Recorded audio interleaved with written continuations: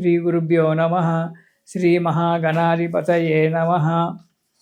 ఇక చైత్రమాసంలో తులారాశి. ఈ రాశి వారికి ఈ నెలలో అన్ని రంగాలలో మంచి లాభసాటిగా ఉంటుంది. ఆనందంగా సంతోషంగా ఎగిరి గంతులు వేస్తూ ఉంటారు. నిరుద్యోగులకు ఉద్యోగం దొరికేటువంటి ఒక మంచి సమయం ఉంది. అధిక ప్రయాణాలు చేయడం అనేటువంటి జరుగుతూ ఉంటుంది. కొత్త కొత్త పనులు చేయడానికి అడుగు ముందుకేస్తారు. అవి సఫలీకృతం జరగడానికి కూడా మంచి ఉంది, మనోల్లాసం ఉంది. దానికి తోడు స్నేహితుల యొక్క బంధువుల యొక్క సహాయ సహకారాలు కూడా లభిస్తూ ఉంటాయి. అధిక ప్రయాణాలు చేయడము, దానివల్ల ఎక్కువగా శ్రమ పడడం వల్ల కొద్దిగా అనారోగ్యం ఏర్పడడం అనేటువంటి జరుగుతూ ఉంటుంది తులారాశి వారికి. కాబట్టి ప్రయాణాలు చేసే విషయంలో జాగ్రత్తగా ఉండండి. ప్రయాణాలు సాధ్యమైనంత వరకు మానుకోవడం చాలా మంచిది. అవసరమైనటువంటి యొక్క ప్రయాణాన్ని మాత్రమే చేయండి, కానీ పనికిరాని ప్రయాణాలు చేసి ధన నష్టము, ఆరోగ్య నష్టము తెచ్చుకోకండి. నూతన వ్యక్తులతో పరిచయాలు ఏర్పడతాయి, కొత్త వ్యక్తులతో పరిచయాలు ఏర్పడతాయి. కాబట్టి కొత్త వ్యక్తులతో పరిచయం చేసుకునేటప్పుడు జాగ్రత్తగా ఉండండి. పరిచయాలు చేసుకునేటప్పుడు వారితో కూలంకషంగా చేయండి. మీ రహస్యాలు మాత్రం ఎవరికి స్నేహితుడు కదా అని చెప్పి చెప్పుకోకండి. వాటి వల్ల ఇబ్బంది ఏర్పడడం అనేటువంటి నిరుద్యోగులకు ఉద్యోగాలు దొరకడం అనేటువంటి ఉద్యోగం చేసేటువంటి యొక్క వ్యక్తులకు ఉన్నతి జరిగేటువంటి ఒక ఆస్కారం కూడా ఉంది ఈ తులారాశి వారికి. విద్యార్థులు ఎంత కష్టపడితే అంత ఫలితం. మంచిగా కష్టపడండి, మంచి ఉత్తీర్ణత సంపాదించుకోండి విద్యార్థులు. ఇక మొదటి వారం కనుక మనం చూసుకున్నట్టయితే అధిక ప్రయాణాలు చేయడం వల్ల అనారోగ్యం ఏర్పడుతూ ఉంటుంది. ఆరోగ్యం నష్టపోతుంది, అనారోగ్యం ఏర్పడుతుంది. దానివల్ల కొంత ధనము ఖర్చు చేయవలసి వస్తుంది. ఇబ్బందులు, దుష్ట సహవాసం కూడా ఏర్పడేటువంటి ఒక యోగం కనబడుతూ ఉంటుంది. ఎవరో మీకు ఏదో సలహాలు ఇవ్వడానికి ఏర్పడి మీ యొక్క లోతుపాతులు తెలుసుకొని మిమ్మల్ని బాధ పెట్టడానికి, మీతో స్నేహితం చేయడానికి వస్తుంటారు. కాబట్టి కొత్త వారి యొక్క సహాయము చేయడము, అందులో దుష్ట సహవాసం చేయడం అనేటువంటిది మంచిది కాదు. దానివల్ల దురలవాట్లకు ఏర్పడి మీ యొక్క దీన్నే స్వయంకృతాపరాధం అంటారు. దానివల్ల మీ యొక్క జీవితానికి ఆటంకాలు ఏర్పరచుకోవడం అనేటువంటి జరుగుతూ ఉంటుంది. మీకు వీలు కాని పనిని చేపట్టకండి. 10 మంది 10 రకాలుగా చెప్తారు. మీరు ఆలోచించుకొని ఈ బరువును నీవు ఎత్తగలవా అని అన్నప్పుడు ఈ బరువు నేను ఎత్తగలను అనేటువంటి ఒక మనోధైర్యం ఉన్నప్పుడే దాన్ని ఎత్తండి. వాడికేం లావుగా ఉన్నాడు ఎత్తుమనవాడు అంటాడు, అదేం పెద్ద కష్టం కాదని చెప్పి ఉచిత సలహాలు ఇచ్చేవాళ్ళు చాలా ఉంటారు. వారి మెప్పు కోరుకో, వారి సలహాలు ఇచ్చినందుకో మీరు ఆ పని చేసి బాధపడకండి. మీకు ఎంతవరకు వీలవుతే అంతవరకు మాత్రమే పనులు చేసుకుంటూ తగు జాగ్రత్తగా ఉండడం మంచిది తులారాశి వారు ఈ నెలలో మొదటి వారంలో. ఇక రెండవ వారం కనుక చూసుకున్నట్టయితే వృత్తి వ్యాపారాలలో మంచి లాభసాటిగా ఉంటుంది. అనుకున్నటువంటి యొక్క లాభాల కంటే కూడా కొంచెం ఎక్కువగానే చెవి చూస్తారు. ఆనందంగా సంతోషంగా ఉంటారు. అంతేకాకుండా దైవభక్తి పెరిగిపోతుంది. అవును, చేతిలో డబ్బు ఉందంటే భగవంతుడికి నమస్కారం చేస్తారు కొందరు, డబ్బు లేక నమస్కారం చేస్తారు కొందరు. అలా భగవంతుడికి యందు మనస్సు దైవభక్తి అనేటువంటిది కొద్దిగా మీలో జరుగుతుంది.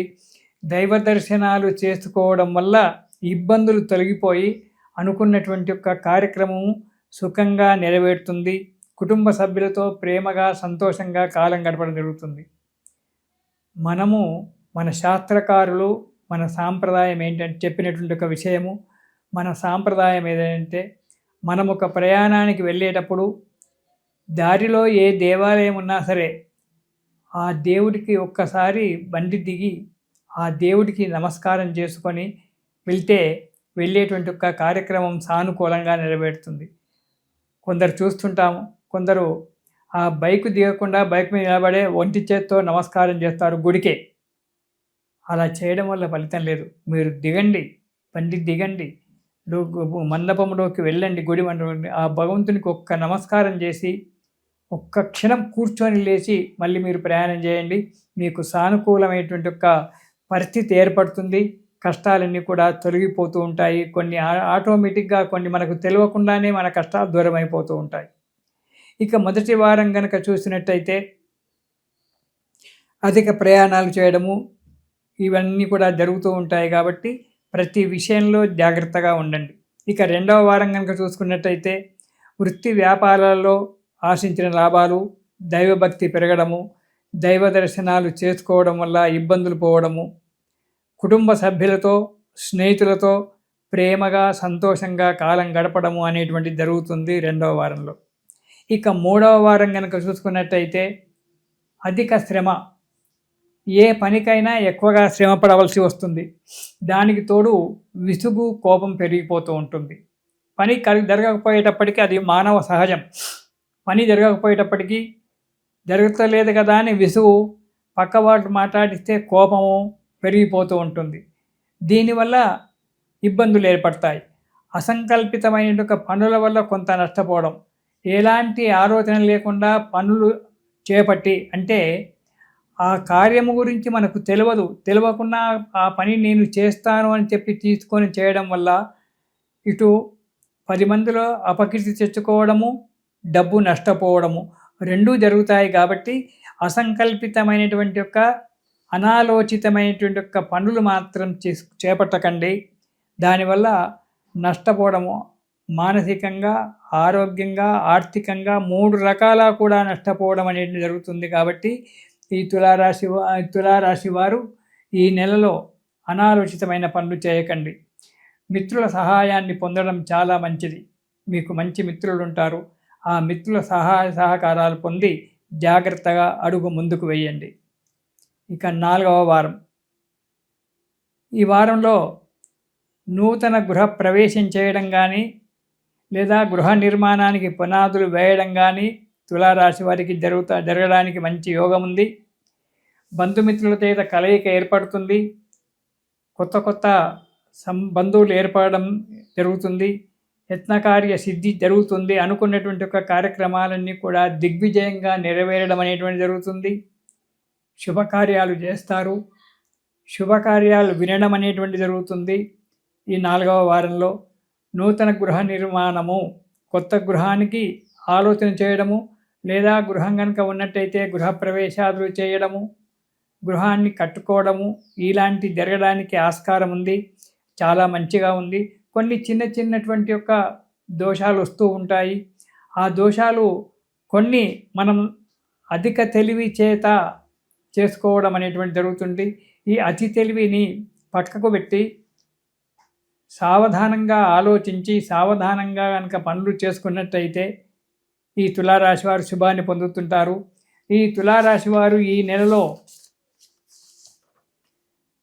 దత్తాత్రేయ స్వామి స్తోత్రం, దత్త స్తోత్రం పారాయణం చెయ్యండి. ప్రతిరోజు ఒకసారి దత్త స్తోత్రం పారాయణం చేసి అడుగు ముందుకెయ్యండి. ఆ దత్తుని యొక్క అనుగ్రహం వల్ల మీకు సంతోషకరమైన ఒక జీవితాన్ని పొందుతారు. ఇది శుభం.